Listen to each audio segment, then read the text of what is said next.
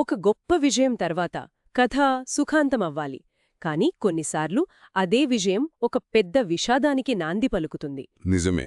ఈరోజు మనం అలాంటి ఒక కథనే లోతుగా చూడబోతున్నాం. మన ముందున్న ఆధారం సమూయేలు మొదటి గ్రంథం 18వ అధ్యాయం. ఇక్కడ ఒకే ఒక్క విజయం ఇద్దరి మధ్య ప్రాణస్నేహాన్ని పుట్టిస్తే అదే విజయం మరొకరిలో చంపేంత అసూయను ఎలా రగిలించిందో చూద్దాం. సరిగ్గా చెప్పారు. ఇది కేవలం ఒక చారిత్రక కథ కాదు. అధికారం, అభద్రత, స్నేహం, ద్వేషం వీటన్నిటి మధ్య జరిగే ఒక మానసిక సంఘర్షణ అన్నమాట. అవును. ఒక గొర్రెల కాపరి దేశానికి హీరోగా మారినప్పుడు సింహాసనం మీద కూర్చున్న రాజులో ఎలాంటి భయాలు మొదలవుతాయి, ఆ భయాలు అతన్ని ఎంత క్రూరంగా మారుస్తాయి అనే విషయాలను ఈ అధ్యాయం కళ్లకు కట్టినట్టు చూపిస్తుంది. ఈ మొత్తం కథలో అసలైన మలుపు ఒక పాటతో వస్తుంది. ఇశ్రాయేలు మహిళలు సంబరాల్లో భాగంగా పాడిన ఒక చిన్న పాట. ఆ పాట అదే కదా అంతటికీ కారణం. అవును. సౌలు 1000 మందిని చంపితే దావీదు 10,000 మందిని చంపాడు అని.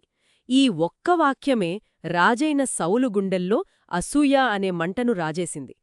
అక్కడి నుండి పరిస్థితులు ఎలా తలక్రిందులయ్యాయో వివరంగా చర్చిద్దాం. తప్పకుండా. మొదట ఆ స్నేహబంధం గురించి మాట్లాడుకుందాం. గొల్యాతును చంపిన తర్వాత దావీదురాజు సౌలుతో మాట్లాడుతున్నాడు. ఆ సంభాషణను సౌలు కొడుకు యువరాజైన యోనాతాను దూరం నుండి గమనిస్తున్నాడు. ఆ క్షణంలోనే యోనాతాను మనసు దావీదుతో ముడిపడిపోయింది. అది మామూలు అభిమానంలా అనిపించడం లేదు. ఆధారం ప్రకారం యోనాతాను దావీదును తన ప్రాణంలా ప్రేమించాడు అని ఉంది. అంత త్వరగా అంత గాఢమైన స్నేహం ఎలా సాధ్యం? అప్పుడే కదా వాళ్లు మొదటిసారి కలుసుకుంది. ఇక్కడే మనం లోతుగా ఆలోచించాలి. ఇది కేవలం స్నేహం కాదు, ఒక నిబంధన. యోనాతాను చేసింది నమ్మశక్యం కాని పని. అంటే ఏం చేశాడు? అతను తన రాజవస్త్రాలు, కత్తి, విల్లు, నడికట్టు అన్నీ తీసి దావీదుకిచ్చేశాడు. ఇది మామూలుగా స్నేహితులు బహుమతులిచ్చుకోవడం లాంటిది కాదు. ఓకే. ఆ కాలంలో ఒక యువరాజు తన ఆయుధాలను, వస్త్రాలను మరొకరికి ఇవ్వడమంటే తన అధికారాన్ని, హోదాను, వారసత్వాన్ని పంచుకుంటున్నట్లెక్క. అంటే సింహాసనానికి వారసుడైన యోనాతాను దాదాపుగా తన రాజరికాన్ని దావీదుకు అప్పగించేస్తున్నట్టు సంకేతమిచ్చాడా? ఇది చాలా పెద్ద విషయం కదా. చాలా పెద్ద విషయం. ఒక సాధారణ గొర్రెల కాపరికి ఇంత గౌరవం ఇవ్వడానికి కారణమేమై ఉంటుంది? దీని వెనుక 2 కారణాలుండొచ్చు. ఒకటి, దావీదులో కేవలం పరాక్రమాన్ని కాదు, దైవానుగ్రహాన్ని యోనాతాను గుర్తించి ఉండవచ్చు. ఇతనే నిజమైన నాయకుడు అని అతని అంతరాత్మ చెప్పి ఉండవచ్చు. సరే. రెండవది, బహుశా తన తండ్రి సౌలు పాలనలో ఉన్న లోపాలను, అతని అభద్రతను యోనాతాను అప్పటికే గమనించి ఉండవచ్చు. అందుకే దేశానికి సరైన నాయకుడు దావీదేనని బలంగా నమ్మాడు. యోనాతాను అంతలా దావీదును నమ్మితే మరి అతని తండ్రి రాజైన సౌలు అతను కూడా దావీదును అలాగే చూశాడా, లేక అక్కడే కథ అడ్డం తిరిగిందా? అక్కడే అసలు విషాదం మొదలైంది.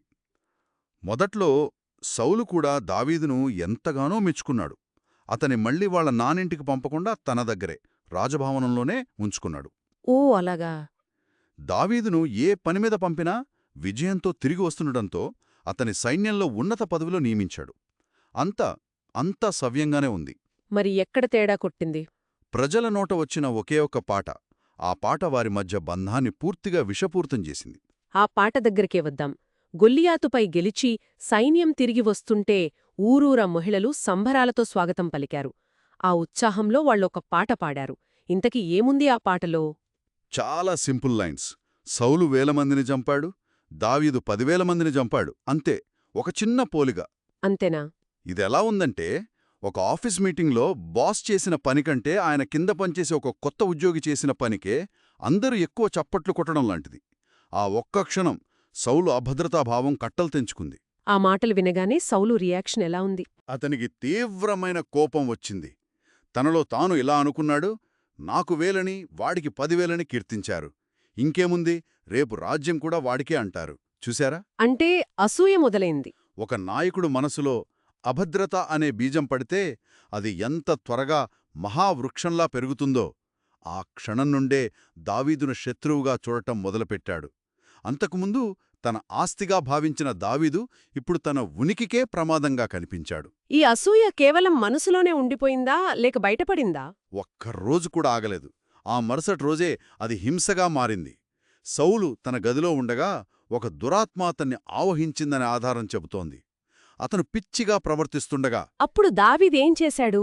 అతని మనసును శాంతపరచడానికి దావీదు ఎప్పటిలాగా వీణా వాయించటం మొదలుపెట్టాడు. ఎంత విచిత్రమైన పరిస్థితి! ఒకవైపు దావీదు సంగీతంతో రాజుగారి టెన్షన్ తగ్గిద్దామని చూస్తున్నాడు, మరోవైపు రాజుగారు. అవును, రాజుగారి చేతిలో ఒక ఈటె ఉంది. వీణా వాయిస్తున్న దావీదును చూసి, వీడిని ఈ ఈటెతో పొడిచి గోడకు బిగించాలి అనుకుని బలంగా విసిరాడు. అయ్యో! దావీదు అప్రమత్తంగా ఉండి పక్కకు తప్పుకున్నాడు. సౌలు మళ్లీ ప్రయత్నించాడు. దావీదు మళ్లీ తప్పించుకున్నాడు. ఒక రాజు తన దేశ హీరోని, తన ఆస్థాన సంగీత విద్వాంసుణ్ణి చంపడానికి ప్రయత్నించడం, అది అతని పతనానికి ఆరంభం. ఇది కేవలం కోపంలో చేసిన పనా? లేక దీని వెనుక ఇంకేదైనా లోతైన కారణముందా? ఇది కేవలం కోపం కాదు, భయం, తీవ్రమైన భయం. దేవుడు తనను విడిచిపెట్టి దావీదుకు తోడుగా ఉన్నాడని సౌలుకు అర్థమైపోయింది. ఓ! ఇది అతనికొక ఆధ్యాత్మిక సంక్షోభం. తన అధికారం, దైవబలం అన్నీ చేజారిపోతున్నాయనే నిస్సహాయత అతన్ని హింసాత్మకంగా మార్చింది. దావీదుని చంపగలిగితే దేవుని సంకల్పాన్ని ఆపగలనని ఒక పిచ్చి నమ్మకం. సరే, రెండుసార్లు చంపడానికి ప్రయత్నించి విఫలమయ్యాడు. ఆ తర్వాత సౌలు ఏం చేశాడు? దావీదును తన కళ్లముందు ఉంచుకోవడం ప్రమాదమని గ్రహించాడా? అవును, గ్రహించాడు. అందుకే ఒక కొత్త ప్లాన్ వేశాడు. దావీదును తన దగ్గర నుండి దూరంగా పంపాలనుకున్నాడు. వెంటనే అతనికొక ప్రమోషన్ ఇచ్చాడు. 1000 మంది సైనికులకు అధిపతిగా నియమించాడు. ఒక్క నిమిషం, ప్రమోషన్ ఇచ్చాడు కదా? ఇది మంచి విషయమేగా? ఇందులో సౌలు పనాగమెక్కడుంది? పైకి చూస్తే ఇది ప్రమోషనే, కాని దాని వెనుక ఉన్న అసలు ఉద్దేశ్యం చాలా ప్రమాదకరమైనది. 2 కారణాలున్నాయి. ఒకటి, దావీదు తన కళ్ల ముందు రాజభవనంలో తిరుగుతుంటే తన అసూయను అదుపు చేసుకోలేకపోతున్నాడు. సరే, అతన్ని బయటికి పంపించడం మొదటి లక్ష్యం. రెండవది, ఇంకా ముఖ్యమైనది, సహస్రాధిపతి అంటే యుద్ధంలో ముందు వరుసలో నిలబడాలి. ఎప్పుడూ ప్రమాదమంచనే ఉండాలి.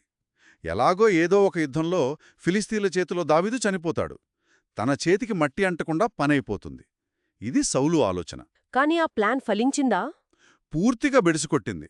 సౌలు వేసిన ప్లాను రివర్స్ అయ్యి దావీదుకు ఇంకా మంచి పేరు తెచ్చిపెట్టింది. అవునా? దావీదు చాలా తెలివిగా ప్రవర్తించి వెళ్ళిన ప్రతి యుద్ధంలోనూ గెలిచొచ్చాడు. దీంతో ఇశ్రాయేలు, యూదా ప్రజలందరికీ అతను ఇంకా పెద్ద హీరో అయ్యాడు. ఇది సౌలు భయాన్ని, ద్వేషాన్ని రెట్టింపు చేసింది.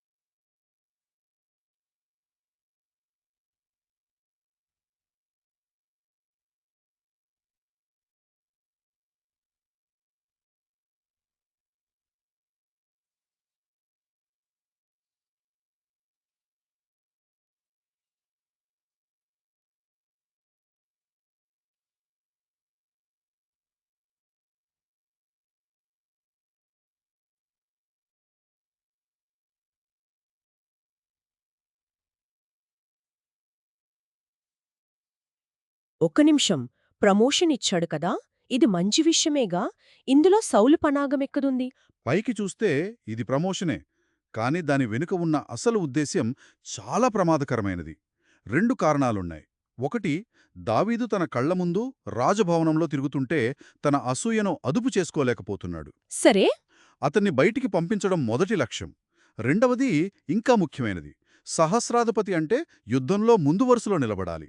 ఎప్పుడూ ప్రమాదమంచునే ఉండాలి. ఎలాగూ ఏదో ఒక యుద్ధంలో ఫిలిస్తీన్ల చేతిలో దావీదు చనిపోతాడు. తన చేతికి మట్టి అంటకుండా పనైపోతుంది. ఇది సౌలు ఆలోచన. కాని ఆ ప్లాన్ ఫలించిందా?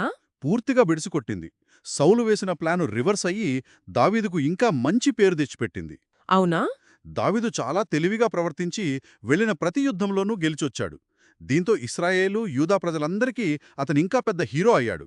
ఇది సౌలు భయాన్ని, ద్వేషాన్ని రెట్టింపు చేసింది. అంటే డైరెక్ట్ అటాక్ పని చేయలేదు, పరోక్షంగా యుద్ధంలో చంపించే ప్లాన్ కూడా ఫెయిల్ అయింది. ఇప్పుడు సౌలేం చేస్తాడు? తన వ్యూహాన్ని మార్చాడు. ఇప్పుడు మరింత కుటిలమైన, రాజకీయపరమైన ఎత్తుగడ వేశాడు. ఈసారి తన సొంత కుటుంబాన్ని, తన కుమార్తెలను పావులుగా వాడుకోవాలని నిర్ణయించుకున్నాడు. నమ్మశక్యంగా లేదు. సొంత కూతుళ్లనే పావులుగా వాడుకున్నాడా? అధికారం కోసం ఒక తండ్రి ఇంతగా దిగజారడమనేది చాలా షాకింగ్గా ఉంది. అవును. మొదట తన పెద్ద కుమార్తె మేరబును దావీదుకిచ్చి పెళ్లి చేస్తానని మాటిచ్చాడు. కాని అతని మనసులో ఆలోచన వేరు. నేను డైరెక్టుగా వాణ్ణి చంపకూడదు. నా అల్లుడుగా ఫిలిస్తీన్లతో యుద్ధాలు చేయాల్సి వస్తుంది. ఆ క్రమంలో వాళ్ల చేతిలో చనిపోతాడు అనేది అతని ప్లాన్. దీనికి దావీదు ఒప్పుకున్నాడా? దావీదు చాలా వినయంగా స్పందించాడు. రాజుగారికి అల్లుడవడమంటే మాటలా? నేనొక సాధారణ వ్యక్తిని, నా కుటుంబానికంత సీన్ లేదు అన్నాడు.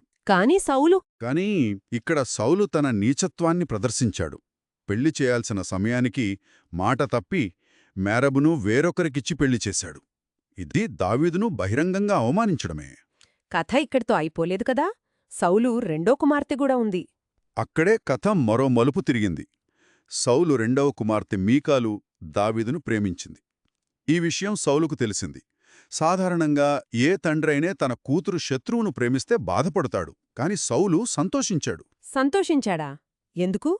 ఎందుకంటే ఆ ప్రేమలో అతనికి మరో అవకాశం కనిపించింది. అంటే తన కూతురు ప్రేమనే ఒక ఎరగా వాడాలనుకున్నాడా? ఖచ్చితంగా.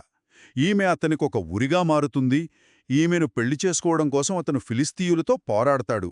అప్పుడు వాడి పనైపోతుంది అని అనుకున్నాడు. అందుకోసం తన సేవకులతో దావీదు దగ్గరకు రాయబారం పంపాడు. ఏం చెప్పమని పంపాడు? రాజుగారికి అల్లుడు కావడం నీకిష్టమే కదా అని రెచ్చగొట్టమన్నాడు. దానికి దావీదు మళ్ళీ అదే సమాధానం చెప్పాడు. నేను పేదవాడిని, నాకెంత అర్హత ఉంది అని. ఇక్కడే సౌలు తన అసలు ప్లాన్ను అమలు చేసి ఉంటాడు. కట్నం రూపంలో ఏదైనా అసాధ్యమైన పని చెప్పి ఉంటాడు. సరిగ్గా అదే చేశాడు. ఇక్కడే సౌలు కుటిలత్వం పతాకస్థాయికి చేరుకుంది. అతను కట్నంగా డబ్బు, బంగారం అడగలేదు. ఒక వింతైన, భయంకరమైన కోరిక కోరాడు. అదేంటి? రాజుగారికి కట్నం ఏమీ వద్దు, కాని అతను తన శత్రువుల మీద పగ తీర్చుకోవాలి. అందుకే 100 మంది ఫిలిష్టీయులను చంపి దానికి గుర్తుగా వాళ్ల సున్నది చర్మాలను తీసుకురావాలి అని చెప్పమన్నాడు. ఇది చాలా క్రూరంగా ఉంది. అసలు అలాంటి డిమాండ్ ఎందుకు పెట్టాడు? ఇది కేవలం క్రూరత్వం కాదు, ఇదొక పక్కా ప్లాన్. 1, ఆ కాలంలో అది ఓటమికి, అవమానానికి గుర్తు. 2, 100 మంది శత్రు సైనికులతో ఒంటరిగా పోరాడి వాళ్లను చంపి ఆ గుర్తును తీసుకురావడం. ఇది దాదాపు ఆత్మహత్యతో సమానం. ఈ ప్రయత్నంలో దావీదు ఖచ్చితంగా చనిపోతాడన్నది సౌలు ప్లాన్. మరి ఈ భయంకరమైన పనికి దావీదు ఎలా స్పందించాడు? భయపడ్డాడా? దానికి విరుద్ధంగా అతను ఆ ప్రతిపాదనకు సంతోషించాడు. రాజు కల్లుడయ్యే అవకాశం వదులుకోకూడదనుకున్నాడు. వెంటనే తన సైనికులతో కలిసి వెళ్లి రెట్టింపు స్థాయిలో అందరి ముందు నిరూపించింది. దీంతో సౌలు తాను ఎవరినైతే చంపాలనుకున్నాడో, ఎవరినైతే ఎక్కువగా భయపడుతున్నాడో ఆ దావీదుకే తన కూతురునిచ్చి పెళ్లి చేయక తప్పలేదు. తను తవ్విన గోతిలో తనే పడ్డాడు. అంటే సౌలు దావీదును నాశనం చేద్దామని వేసిన ప్రతి ప్లాన్ అతనికి తెలియకుండానే దావీదునింకా పెద్ద హీరోని చేసింది, అతని కీర్తిని పెంచింది. ఖచ్చితంగా. చివరికి దేవుడు దావీదుకు తోడుగా ఉన్నాడని, తన సొంత కూతురు కూడా దావీదునే ప్రేమిస్తోందని సౌలుకు స్పష్టంగా అర్థమైంది. ఇది అతనికి ఏమాత్రం ఉపశమనం ఇవ్వలేదు. పైగా అతని భయాన్ని మరింత పెంచింది. ఆ భయం శాశ్వతమైన ద్వేషంగా మారింది. ఎల్లప్పుడూ దావీదు మీద విరోధముగా ఉండెను అని ఆధారం స్పష్టంగా చెబుతోంది. ఇక వెనక్కి తగ్గే ప్రశ్నే లేదు. ఈ అధ్యాయం ముగిసేనాటికి సౌలు సేవకులందరికంటే దావీదు ఎక్కువ విజయాలు సాధించి అతని పేరు దేశమంతా మారుమ్రోగిపోయింది. ఒక రాజు తన హీరోను చూసి ఎంతగా భయపడ్డాడంటే అతని నాశనం చేయడానికి వేసిన ప్రతి ఎత్తుగడ దావీదు ఎదుగుదలకు మెట్లుగా మారింది. So what does this all mean? ఒకే అధ్యాయంలో ఒక గాఢమైన స్నేహం పుట్టడం, ఒక పాట వల్ల రాజులో అసూయ రగలడం, శత్రువును నాశనం చేయడానికి పన్నిన ప్రతి పన్నాగం అతనికే మేలు చేయడం, ఎంత వేగంగా పరిస్థితులు మారిపోయాయో చూశాం. ఒక నాయకుడి అభద్రతాభావం ఎంత ప్రమాదకరమో ఇది చూపిస్తుంది. అవును, రాజ్యాన్ని కాపాడాల్సిన విజయాలే రాజుగారి అతిపెద్ద భయానికి కారణమయ్యాయి. అవును, ఈ అధ్యాయం ఆ తర్వాత సౌలు మరియు దావీదు మధ్య జరగబోయే సుదీర్ఘమైన, విషాదకరమైన సంఘర్షణకు బలమైన పునాది వేసింది. ఇది కేవలం ఇద్దరు వ్యక్తుల మధ్య గొడవ కాదు, దైవ సంకల్పానికి మానవ కుతంత్రాలకు మధ్య జరిగే పోరాటం. నిజమే. ఒక నాయకుడు తన అభద్రత వల్ల తన సొంత నిర్ణయాలనే ఎలా విషపూరితం చేసుకుంటాడో, ఆ ప్రభావం మొత్తం దేశం మీద ఎలా పడుతోందో చెప్పే కథ ఇది. మన శ్రోతల కోసం ఒక తుది ఆలోచన. ఆధారం ప్రకారం దేవుని యొద్ద నుండి దురాత్మ సౌలు మీదకు వచ్చింది. ఒక దైవిక మూల నుండి వచ్చిన ఆత్మ ఇంత హింసాత్మక ప్రవర్తనకు కారణమవడమంటే ఏమిటి? అది దేవుడు పంపిన శిక్ష, లేక అది సౌలు యొక్క మానసిక క్షోభకు, అదుపులేని అసూయకు ఒక రూపకమా? అధికారం, మానసిక ఆరోగ్యం, దైవ సంకల్పం, వీటి మధ్య ఉన్న ఈ సంక్లిష్టమైన సంబంధం గురించి ఆలోచించండి.